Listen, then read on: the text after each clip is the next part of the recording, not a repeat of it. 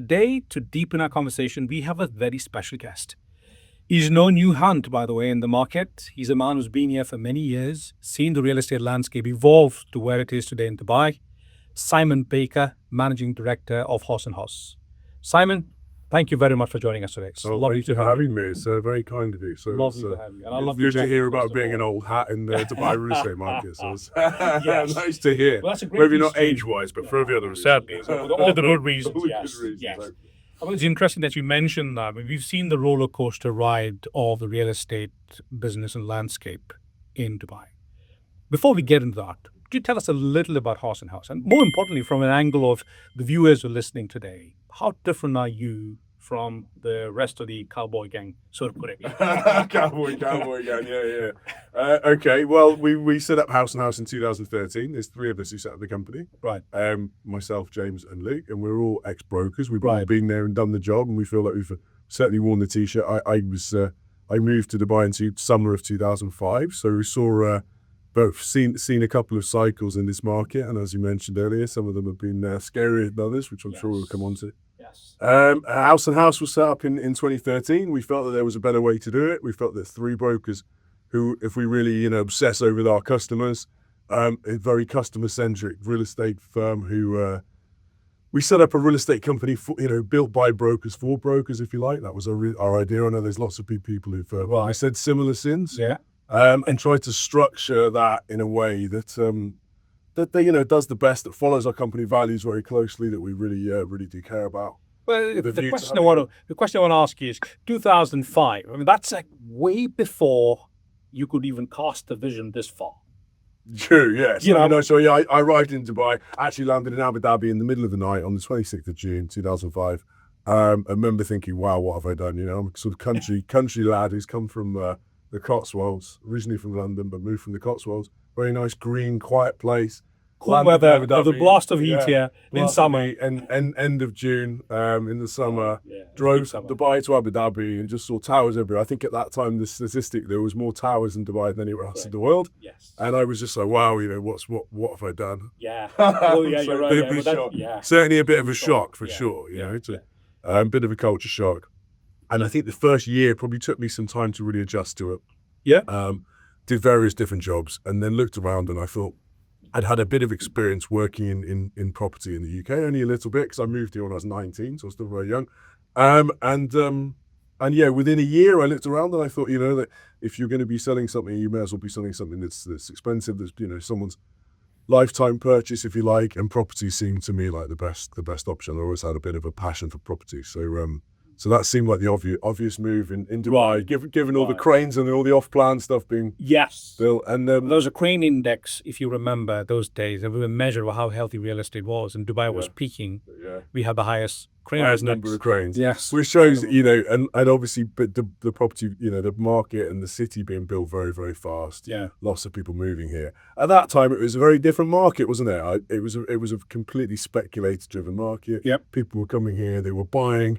The conversation wasn't, can we live in it when it's finished? The conversation was, can I sell it in 2 or 3 days' time, Yeah. or even 2 or 3 weeks? Correct. But it certainly wasn't a long-term hold. It wasn't It wasn't. really what property should be about, which is about a long-term, stable security, it wasn't security, stable, sort of boring investments, if you like. It's what it really should be, something like this. Correct. And it was But very would much you- short-term. Would you reconcile that to that's the birth pangs of a new market, which is what it be merge? So I guess you could say that, right? This was an ultra immature market at that point, right? I would still say that Dubai is now a maturing market. And It is, it's still is. slightly immature in some ways, but certainly into 2005, 2006, you were talking a market that's only been around for what, 4 years? That's since pre-HOD law was passed. Yeah. So very, very immature market, very speculator driven.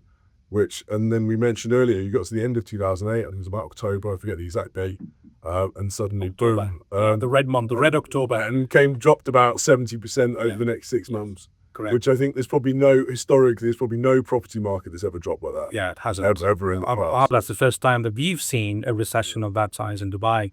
I mean, I don't think we've ever seen that kind of a catastrophe that we witnessed ever. Sure. So, I mean, if the market was to come down 10 or 15% in London, people would be really upset, people would be there'd be serious problems. So 70% is a pretty mad number. So certainly I think that scared a lot of people. And then Dubai went through a period of sort of 2 years of quite low sentiment. quite negative market, and not a lot happened. And I think it took until about end of 2011, start 2012. How do you weather that? That's what I'm keen. How do we weather it? How did Do you know weather what? it? I think that lots of people seem to have used real estate as a sort of fair weather market. They jump into real estate when the market's good. Yeah. Everyone sells, right? The sun's shining, everyone's happy, right? Yes. And then as soon as it gets tough, a lot of maybe 50% of the market disappear and go back to doing what. It's a natural cleansing process, I think. It just gets rid of the possibly. junk. Yeah, you're right. Well, no, exactly. I think, and I'm probably one of the. Lots of people I'm sure have done it, but I've ever since starting real estate in 2006, I've only done real estate here. Right. I've never done anything else. Right. And I figured, hey, this is what I'm good at. So if as one of our mentors says to us, don't be afraid of the storm. Get good at surfing. So don't be afraid of the waves. And there are going to be times when there's probably been more hard times, I think, in Dubai. There's been more difficult years here. Yeah. If you look back historically, actually, which is interesting, than good years. Yes, which is true. You've had we had sort of 2009, 10, 11, 12 was a little better, 13, Slightly 14 better. were very good. And then suddenly you had 2015 all the way through till 2020, which was a slightly slow, slightly negative sentiment with the market. Yeah. A lot more slowly than before, but came down a decent percentage still over that next 5-year period. So how did Haus Haus make its niche in the market in those days, in those primary 7-8 years of long? Started in 2013 in a slightly good market for 18 to 24 months, and then for the next 5 years we just continued to grow. So even though the market was slow, we built foundations, if you like. So we've got a very, very strong leasing team. I think that was the first thing we established. Right. We use that as a very good training ground. So you bring in new brokers, whether they're from Europe or from anywhere around the world. We bring them in, you train them in leasing probably for 6 to 12 months first. We see that as a bit of an apprenticeship, if you like. If you were doing it, if you were going to go and be a plumber, you're not just going to get told on day one, hey, there's the pipes, go and fill it up with water. So we try and use the leasing team as a training ground. Lots of obviously in-house trainers that we've got, and we get those individuals really up to speed. Get them specialized in communities, so we get them to typically specialize in one of the many established communities, so they get very, very good at that area. They not only get good at knowing the property types, but they build a network of landlords, so that when they do want to transition into a sales environment, they already have a network of people to speak to. They have a bit of a name in the market, maybe.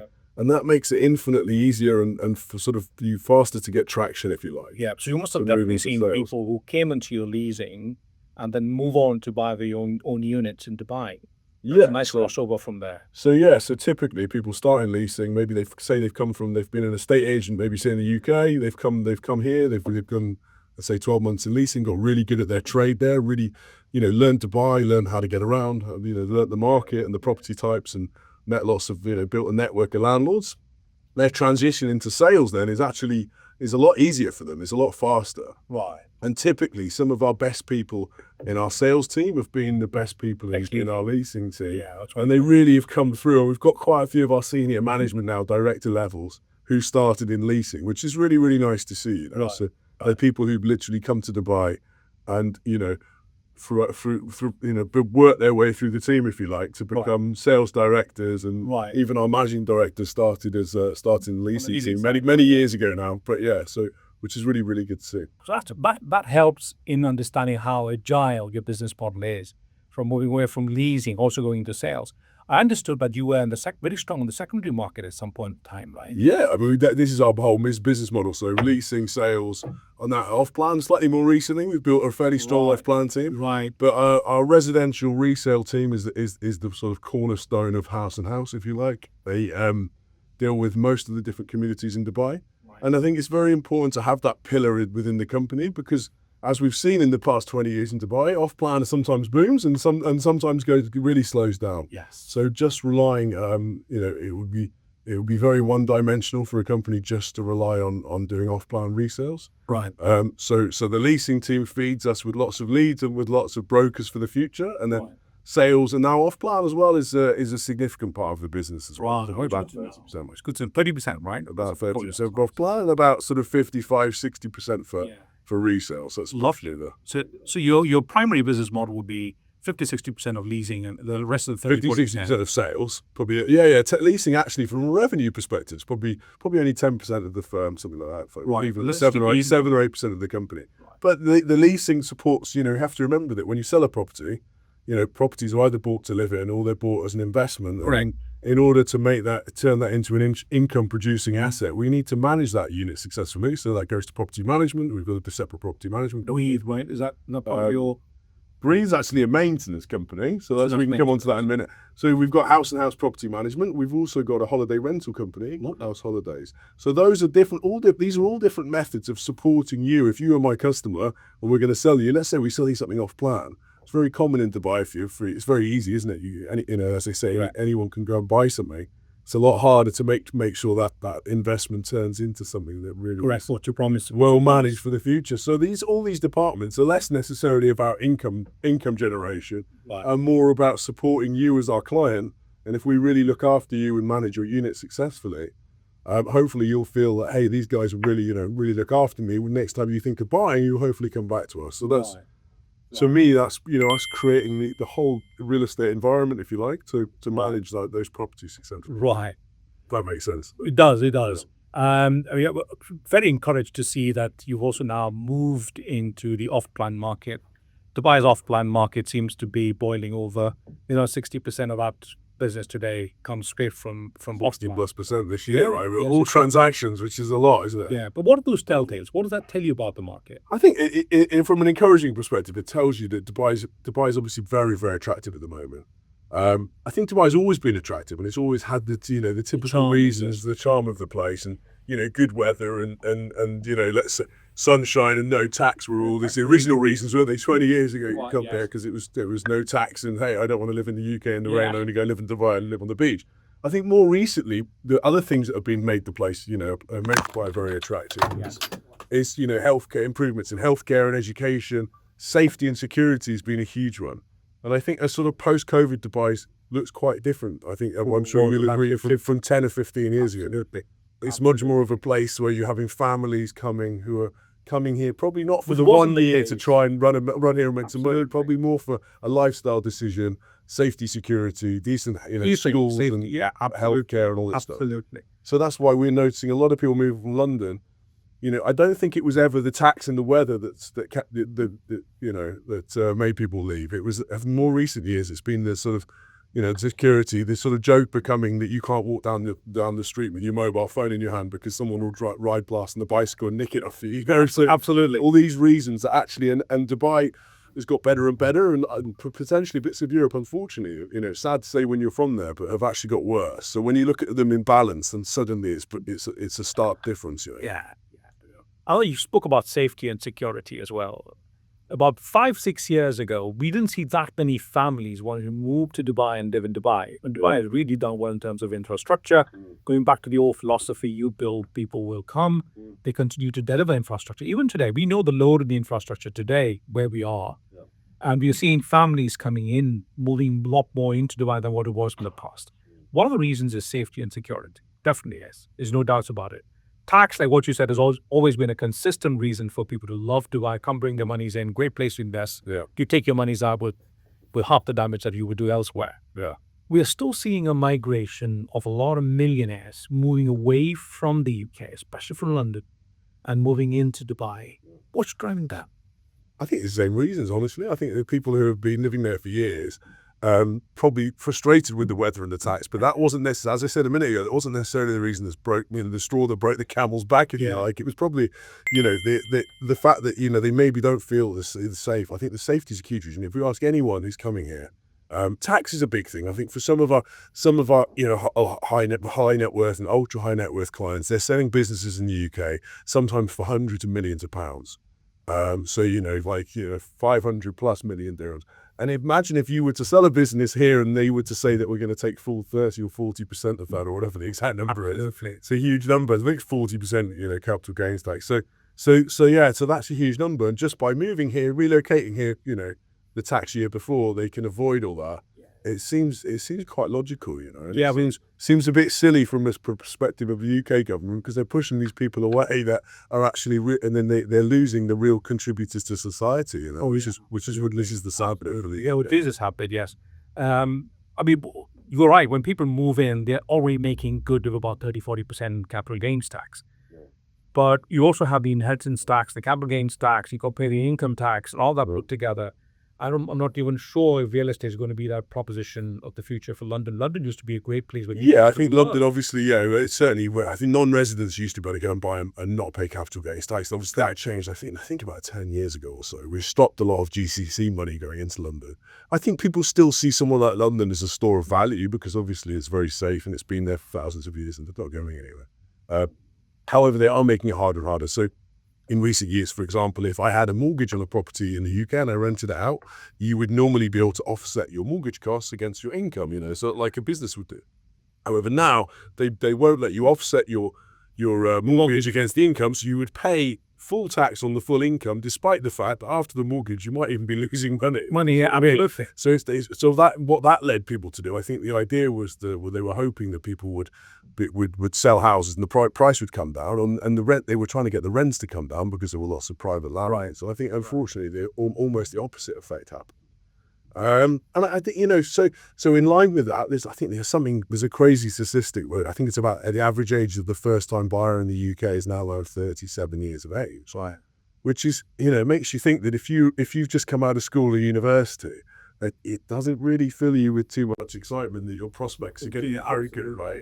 If the average person has to wait, you know, imagine living at home until they've almost had their own kids or whatever, you know, it's probably not that attractive. So I think anymore, yeah. So I think for young people, I think the opportunity certainly is really exciting to see. We've got some people who come to us at the age of 20 or 21 years of age, and if they work really, really hard, the world literally is their oyster. I'm not saying it's easy; it's very hard, and it's not. But the opportunity at least is there. And you've got people who are under 25 who could be making $1 million a year, or, you know, up to that kind of number. And Dubai always lend itself for that kind of opportunity as well, right? I mean, you yourself, you came into Dubai in 2005. And I think we all have to really appreciate that Dubai's offered us an amazing opportunity. And I think if you're prepared to come here and work really hard, I think what's refreshing is there's no glass ceiling. I'm not going to say, "Oh, Govind, you can only expect to ever do this because you come to that school or you've come from that area." Yeah. You know, even when I didn't go to school particularly much, so I came here at 19, and you feel like it's it's a level playing field. Everyone's got an opportunity. Absolutely. Which is quite refreshing, really. I think certainly in the UK, it will be seen that, oh no, you haven't been to this university, so actually you can just go and do, you know, these different jobs over here. Totally agreed, yeah. I think government's got a big role to play there as well. I mean, you're looking at the Edelman Trust Barometer, one of the barometers that tells you how trustworthy the government is, and Dubai is, as always, ranking right on top. It's a very stable government. Yeah, you know, the monarchy is here to stay, but we've seen different types of monarchies, but this is a very differently run monarchy. It's like a business. He's called the CEO of Dubai rather than just the ruler of Dubai. How does that lend itself for people, especially expatriates from different parts of the world, to come to Dubai? And I think as long as people understand, I think they understand how Dubai's run. As you said, Dubai's run as a business, and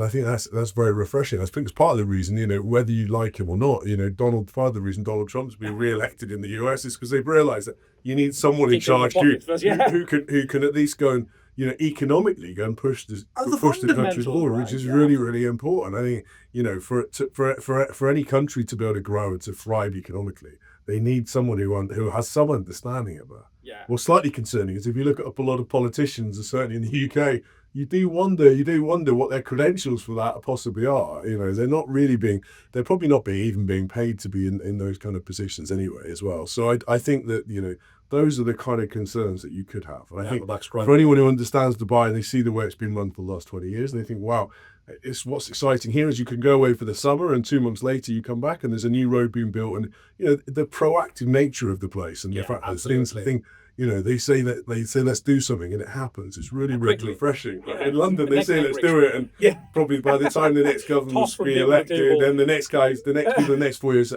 actually, we're not sure about it. You know, and it would just get put on hold, you know, year after year after year. Yeah, it's really nice to see it happening. One party doesn't like the other, so I'm going to quash your ideas. I think this is my reason for that personally is I feel that if any elected government, I couldn't build House and House in 4 years.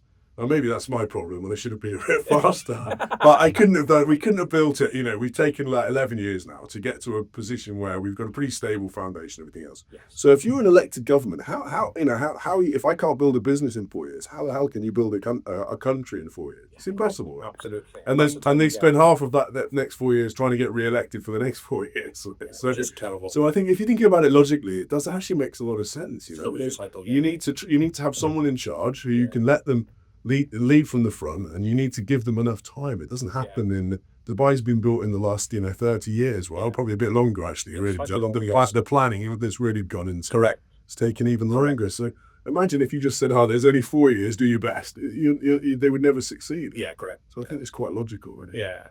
Well, a couple of other things that I want to delve a little deeper. I mean, under the skin, as we always say. How do you work with a developer? How do you choose a developer? I mean, this is also coming from our love-hate relationship. I don't bring it up there. I don't think there's much hatred going on. Yeah, we've always been very honest. I mean, Yeah, I it's think, good to know. and I think we're one of our values that we obsess over our customers, and we really care. Now, as an estate agent, we work on pretty slim margins. I know sometimes you guys as developers have a slightly bigger margin, so you can go and spend huge amounts of advertising and all these things. But as a small business, as a real estate company, estate agents, if you want to call us that, we need to really make sure that we're really looking after our customers, advising them right. So I would look at it and say, hey, would I buy one myself? Would I sell one to my mother or my brother or my father? And if the answer is no, then we probably wouldn't deal with it.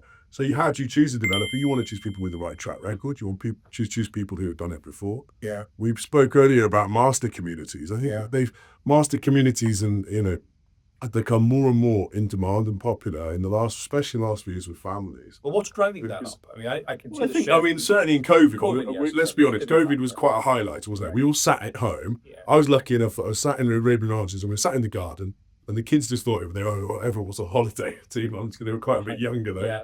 So they were like, this is fun, having barbecues and pool parties every day. Obviously did not quite realising, but I think then suddenly it highlighted to people that, hey, life's short, we only live once. Yeah. And do you want some green spaces? And if it wasn't say it wasn't for a villa or a townhouse, maybe it was for an apartment, apartment communities in the master community. So I'm sure here in DAMAC Hills, obviously now it's become established. I mentioned earlier, I think you're probably one of the only private developers to build such a large master community. Yeah. Unless I'm mistaken, I think so. No, you're right. It's Absolutely all otherwise. right. It's government developers. They're in a hugely strong advantage because they get given first dibs, should we say, on the huge plots of land, which obviously you need a very large lot of land, don't you, to start with? Correct. And maybe it's not a townhouse or a villa. It might be nice apartment building that's got access to a park. It's the ability to be able to walk out and go and, for your kids, if you've got young kids, to go and run around, play some football, or go in the playground or play in the sand or whatever. So, and I think that, that space is so important, especially for families. Yeah, I mean, it's almost become sacred to have a proper townhouse with enough space. Yeah. And an independent villa. If you are buying into one, you need to have enough space. There's a difference in how apartments work outside of a community. Yeah. I mean, you have your dense urban areas like your marina and various other parts, and compared to a tower, G+12, let's say, in a community, what drives the business decision or the investment decision between the two? They're completely different set of investment. Really different, yeah. So I think you have to, if we're just purely looking at as investment, we have to look at, what price, your entry price. I mean, we always say that you make your money when you buy the property, not when you sell it. Because you buy it very well. So the price you're buying and what exactly you are buying into, do we look at density? As you mentioned, how many units are a building?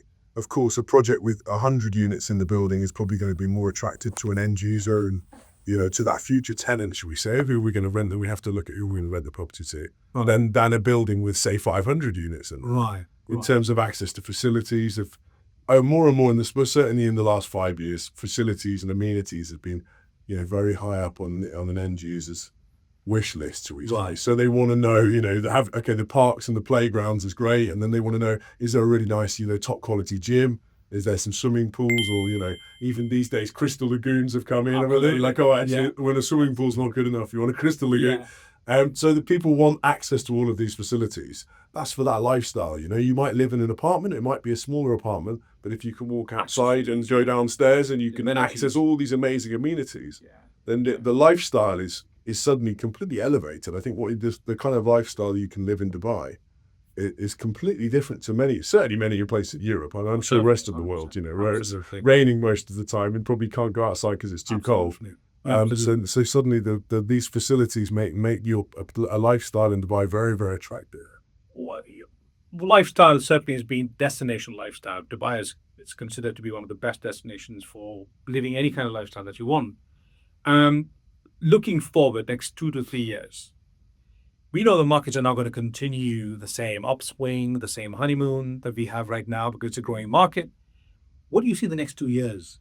I mean, what is that your forecast looks like? I mean, obviously, we were saying, I think earlier, weren't we, that at the moment we've got the perfect storm, which is there's been, the actual ready supply, if you like. Of course, off-plan supply has been high this year. The actual units handing over to the market has been lower, Very low. and you've got a huge demand, so it's the perfect storm for real estate, and prices have been shooting up. I mean, even so, we look at historical prices, and obviously we just quite recently, I think about 6 months ago, went past the average price of real estate from 2014. Now, when you think about that logically, inflation adjusted 10 years later, the fact that the price is the same is actually inflation adjusted is probably a lot less, really. When you look at somewhere like London, London's actually doubled in the last 10 years. It has. So the fact that Dubai hasn't doubled, or you could argue, is actually still probably fairly reasonable value for money. Right. I think interestingly, today with the population growth that you've seen come, especially in the last 4 years, being so significant, that now Dubai finally is being compared to London and to Hong Kong or even in New York. You're right. Whereas 10 years ago, it probably wasn't really, was it? I mean, maybe we'd like to think we should be compared. We're getting that. But it was almost, however, today, when people have suddenly decided in the last year or 18 months, hang on a second, I'm going to leave London and choose Dubai, it's quite an interesting direct swap. Someone's selling a house in London, and they might get, say, 15 million dirhams for a small house in London, and suddenly in Dubai, they've got a reasonable choice for that. Yeah, right. So I think that's interesting, and I think that's probably the shift in terms of, perception. It's not any value for money, but the perception of value for money, because that only comes from where you compare to. Right. So if I compare to, a village in Scotland, it would probably be seen as quite expensive. Right. But if I compare it to central London, then suddenly the price per square foot here is sometimes a third or a fifth maybe of what you'd be paying in London. Yeah. So suddenly it seems Dubai is still an affordable lifestyle from that point of view, because if you were to bring your sale proceeds of a nice little tiny mansion in London for £1 million, and you don't do we wouldn't be getting much of a mansion in London. You might get a one-bedroom apartment. I know what you mean. So you could be sort of thinking a small three-bedroom terraced house with a tiny back garden in London and be getting a villa in Dubai Hills or something of 5,000-6,000 square foot, private swimming pool. Again, so that lifestyle change is very significant. Well, that's driving people to come and invest as well. That's one of the primary reasons why people. Yeah, and I think more and more end users that are coming to buy, it's not primarily, it's not necessarily an investment for them. It's just an opportunity. Yeah. I mean, obviously, due to a lack of actual supply that we mentioned, because there's not been much handing over, villas went first. And the supply of villas is obviously smaller. I'm not sure a lot of people in the market, know the exact numbers. I think of let's say around 900,000 units in the market, there's only 5% villas. Total, about 8% townhouses, and about 87% apartments. Yeah, so for 30%. So there's a huge amount of that supply being apartments. That's distortion, isn't it? I mean, going forward, that numbers will have to radically shift, do you think? Well, I mean, it depends on what can be built, doesn't it? So, I mean, we always track this quite carefully. So we do an off-plan market report every 3 months, and obviously we do a yearly one as well. And I think the total numbers for 2023, because it's good to look at the year rather than just a few months in isolation. So I think the total numbers for 23 were 2% villas launched to the market. This is new supply for off-plan, right? And around 11% townhouses. So slightly more townhouses in the ready market, right? However, for the villas, we're going from 5% to 2%. So 2%. So let's say add 5 years' time, that 5% realistically will become about 3.5% of the market being detached houses.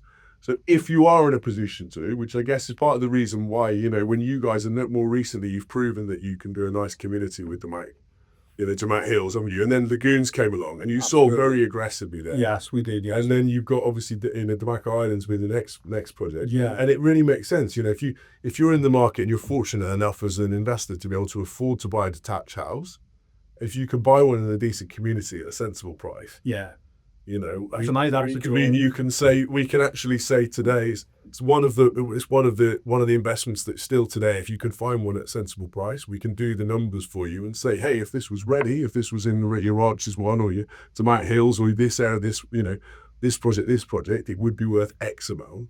So at least you can see that there's some appreciation there for you. Yeah. Whereas I think sometimes, certainly some of the apartments you look at maybe and think, well, actually, you're probably buying it at about the right price. Yeah. It's about market rate. And that way we're speculating that it will continue to go up. And if it does, then you'll make a profit. But if it doesn't, you get your money back kind of thing. Yeah. So that's So I think with these villas and townhouses in a lot of communities, we're able to sit down and say, right, Govind, you're actually going to, you're going to make 20, 30, in some cases 50, 60%. Right. And that's based on current market, which is what I like to do. I don't want to speculate too much. On current market, if the price is the same today, there are opportunities in the market where 50 or 60% growth in the next 4 years is very achievable. Yeah, well, what you also mentioned, Dubai is still not a mature market. We're in the process. We still up that curve. We have a long curve to go. And that's where the opportunities are, like what you mentioned in terms of your upside, capital appreciation. That brings me to another important point, and I think we should be able to wrap up with these few final questions. One of the questions I want to ask you is, if you were to advise your client to invest into a certain community, what are the conditions that you keep in mind for you to have a conversation about capital appreciation or good ROIs? What are some of the factors? I mean, I think ultimately you need to, we mentioned, probably touched on it earlier, but you need to make sure that property is going to be very attractive to whether firstly a tenant or secondly an end user in the future. Yeah, but what makes it attractive? Is that just the location? I guess quality. I mean, quality of construction, quality of the whole overall development. And we mentioned as well that you can take an old house. I can take an old emo house in Arabian Ranches, and it's probably not particularly good quality. Yeah. However, it might have a nice plot of land, and I can renovate that house. I can, the joke is I can change the house, but I can't change where it is or the plot it's out on. I mean, maybe occasionally you can buy a bit of behind, but usually it's pretty fixed. Correct. So I think that the location and the development within, the master development that's within is very important. Yeah, but what drives a master development offering the best side of capital appreciation? Is it just amenities? We're going to get this. Yes, I would say a mixture between the amenities, the location, the plot size, the quality of construction. The expectations on whether it's going to be delivered on time is quite important. Obviously, in the past, we have seen some projects from all the different even all the big developers who've, 4 or 5 years and they might have taken 7 or 8. Yeah, that's probably, that doesn't really help your investment angle, really. So, but has that changed? Is that story changing now? I mean, I can see more developers are very serious about handovers. So I think certainly regulations have improved in Dubai significantly, obviously with all the escrow accounts, and REA are very much more on top of everyone to make sure that, you cannot launch a project until you've got all the escrow accounts in place, and you've got all the permits, and you're on the REST app and all these things, right? So together. So I think regulations improve significantly, and that's really going to hopefully help make sure that developers, when they're selling, they do actually launch, because I guess it's always tempting otherwise to say, well, let's sell it all, let's gather all the money and we'll build it later. Yeah. So I think there's, I know that you guys are building the lagoons very, very quickly. We've done some site visits there, and that seems to be going on time, which is amazing to see. And I think that's really positive for both you as DAMAC as the developer and also the market to show that, hey, when we sell something, we are going to deliver it. Yeah. It's certainly what we always do as a business. If I shake your hand, I can give you a contract, but I don't really need one. I will do what I say I'm going to do. And that's really, I think, really nice thing to. Yeah, but also builds a lot of confidence in the Dubai story by and large. It's not just a community or a developer, but even the Dubai story. Yeah. A lot of tiny developers, it reminds me of actually the 2005, 2006 days when you had that many developers who came in. And come 2008, runners. There was that many runners that happened. Yeah, and I hope that doesn't happen. I mean, people abandoning their cars and their. I'm sure the market's very different. I mean, obviously, we have to remember the population's is over 3 times the amount that it was in the global financial crisis. Well, what you're saying is that a lot more people can now buy more real estate. That explains why there are that many developers. But besides that, you don't have that many developers who have deep pockets to pay the 20% escrow and keep it there and build to their premise and continue to take the money out of the escrow. You need deep pockets for that. You're reasonably right, exactly. Yeah, we've got some smaller developers who come to us from Europe and different Australia recently and different places around the world. Yeah. And they say, how much is the bank going to finance? So not a huge amount. You're going to have to buy the land, and then you're going to have to, if you're a new developer, you might need to build, say, 40 or 50% before we can realistically go to market and sell it. So actually, there's about 75%, 80% of the money you need up front. which is, so it is it's quite heavy from that perspective. Obviously, you big developers are in the privileged position where you can acquire land at probably sensible price, especially if you're buying very large plots of land. Yeah, and some of them do have land banks which they've actually purchased as well. Bought from a long time before, and you can launch a project, sell it on EOI or whatever right at the start, get all the money in, and then go build it on to clients as well. I mean, we know that at DAMAC's pricing has always been a nice sweet spot. Yeah. We always give that headroom for our investors as well. We leave about 10-15% on the table, which makes it an interesting deal for investors to come and buy from us as well. Again, coming back to the point of these small developers, somebody like Haus Haus, I mean, you're very established. Yeah. That many years of being in the market, you've got your clientele, your business model has evolved. Yeah. Would you consider working with smaller developers, or would you consider working? I mean, we've worked with one or two in the past. I mean, lots of other people have said, "Hey, why don't you go and develop something yourself?" And I think so, sometimes we need to stay in lane and stay at what we're really good at. That's a huge temptation. I don't know if people have asked us, but actually, yeah, and I think we like to be agents, we like to be investment advisors, and we can go advise people. And I think there's a bit of a conflict of interest there, right? If we want to become a marketing arm for a developer or whatever, and I think actually we'll stay doing all the bits that we're really good at, right? And we don't need to be greedy and try and take the other angle on it. I think that way we can stay impartial, if you like, and offer fair, unbiased advice to our investors and say, hey, okay, if it was my money, this is what I'd be buying. And we work with all the different developers, right. Typically all the big developers, really. Right. And some there are some small developers out there that can offer something extra for. What would you look for if it's a small developer besides just? I mean, having some level of track record, even if it's only from like one or two smaller projects, I think it's really important. Right. There are some really good developers we've got coming from Australia more recently and different places. Yeah. Where they're built to a very, very good standard. And that's quite refreshing, because that's obviously something in Dubai which has always sometimes been lacking, isn't it? Is that has they been the quality? Correct. You've been at the back of the credibilities with the track record that they've had in the past. But yeah, of course, it's harder.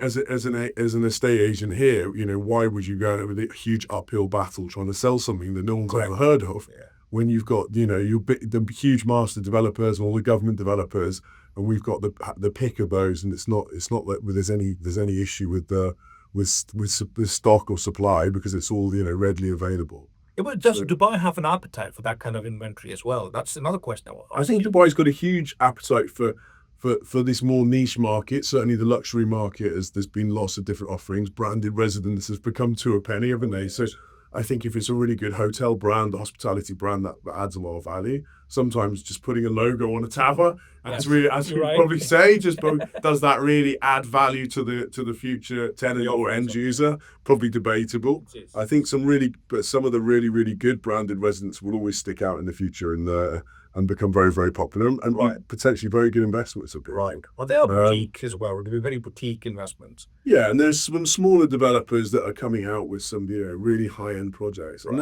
they'd be the sort of hidden gems, if you like. There's not huge amounts of volume. I think if you can buy those things quite carefully, then potentially that could also be a good angle. Dubai is becoming a city of luxury, or certainly always has been for a good few years now. And I think that the people, high net worth investors coming, millionaires and multimillionaires coming to the region, are always going to want the latest and greatest and sexiest real estate to buy and live in. So, yeah, absolutely. So I think as investors have an opportunity there. You just got to, if you're going to be spending a lot of money, you should pick quite carefully what you go for. Right. Yeah. I want to bring this to a conclusion. A few questions at the end. This is just to give some value to our viewers who are tuned in. What would your advice be for brokers if they've taken their business or what they do at the core of who they are, which is to represent the client, not just a developer? Which is always hard, right? Exactly.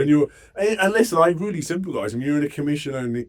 Someone asked me a few days ago, he said, how do I get the best advice in real estate? And I said, well, obviously, if you're asking an estate agent, then you are asking someone who's slightly biased. You're asking someone who's over, shall I buy this house? And you're about to earn 100 or 200,000 dirhams or nothing. So you're not going to say, unlikely you're going to say no. Right. I think if you build, the trick would be to find someone that you get on with, where you can build a relationship with over time, that can be honest enough with you, that isn't necessarily desperate enough to. Right. If you're the client, you want to find a broker who's not desperate enough to say, I have to do every deal. Right. They can advise you honestly, and you might say to me, Simon, actually, I don't think it's I don't think it's an amazing investment, that one. And I would say, well, Govind, I can't believe how honest you are. Let me, next time I need to use you, I will come back to you. Correct. And I'll probably also come and tell my 10 friends, hey, Govind actually told me not to buy something. And I'd never heard that before. Right. Do you see what I mean? That so sticks out. So I think it's quite powerful. I think if you were to tell people in the past, actually, and I'd tell the old clients I've dealt with for years, and I'd say, no, actually, I don't think that's particularly good for you. I don't think that fits what you need, so I wouldn't buy it. Right. And I think that goes a lot further than just saying, yeah, okay, take this one. Yeah. I think that wins clients for life. And I think that if you can do that, and the goal as a broker is to build your network, and if you build your network very, very well, through trust and through honesty and transparency and a lot of things that probably aren't often found around in Dubai. Well, I mean, those words are thrown around so easily, especially trust and relationship. People tell you to trust them, but then at the same time tell you just to buy it straight away as well. So I think you have to earn that trust and respect and integrity through what you do every day. Yeah, but that's the hallmark of some of the established brokers like yourself. Trust has definitely been. Oh, why would you be in business for 15 long years? Yeah. You still have clients who would love to come back and buy from you. And they're like signed off for life with you. Yeah, hopefully. And I'd like to think that if we keep doing that, I mean, selfishly, if we keep doing the right things over and over again, hopefully our network will get bigger as a company rather than just it works as a company as well as an individual broker. Yeah. And hopefully we'll still be there I've got 2 young kids here, Govind, that need to go to school in 10 years' time. So selfishly, I need to be paying their school fees in the future. Yeah. And obviously we really do care, but also I think if you want people to speak positively of you, but with you, real estate agents are probably up there with certain professions that are not the most trusted of characters. And I don't want to go to a dinner party and be embarrassed to say, oh, I own a real estate company. Yeah. And they always say, well, which one, Yeah. So, and I think it's important to be able to hold your head up high and say, well, no, we might not always be perfect, but we always try and do our best. I think that's yeah. Well, Simon, it's been an absolute pleasure to have you with us today. Thank you so much for taking your time out. I mean, you're a very busy person, I've been told. Well, sometimes. Thanks very much for having me. It's nice to come and have a chat with you. Thank you very much. Appreciate it, all the very best. Thank you very much. Guys, it was fantastic today. That lovely discussion with Simon Baker, the managing director of Haus Haus. It's phenomenal that just gleaning those little nice nuggets of gold that he shared with us today. His experience of being in the industry in this part of the world for 15 long years and how Dubai market has evolved to where it is today. We also spoke about the current market conditions. We see that the demand for your off plan is at about close to about 60% compared to your secondary market or your ready to move units. That also explains the health of how the pent-up demand for Dubai's real estate is. We are still seeing an increase in population. It's 3 times more than what it used to be about 10, 15 years ago. So Simon very clearly does see that about another 1 and 2 years from now, we will continue seeing a very healthy, robust demand for primary and off-plan in the Dubai real estate market. You also saw how he ended his conversation. He spoke about the elements of building trust and relationship with clients. I think that's your dividend. That's what you invest your time and effort in as a real estate advisor, giving most honest and the best possible unbiased advice to clients. So much so that it takes a stomach of iron for you to sometimes say no to a deal when you see that that is not in the interest of the client. So we had some of these lovely points that we heard from Simon today. Now, that's not the end of our podcast. This is one of our key podcasts with one of the top realtors in the market. But stay tuned. We're going to be seeing a lot more. Thank you for joining us today.